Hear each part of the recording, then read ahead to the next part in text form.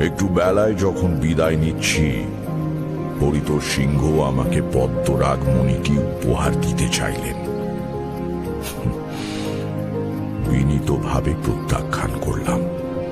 ও জিনিস দেবীর মস্তকে শোভা পায় জমিদার মশাই। ওই ক্ষমতা দিয়ে আমি কি করব? শান্তি, ভালোবাসা, দুমুঠো ডাল ভাতের চেয়ে দামি কোনো জহরত নেই। আনন্দের বিষয়, আপনিও আমি দুজনেই সেই সম্পদের অধিকারী। বাকি সবকিছু বাহ্যিক, অতিরিক্ত।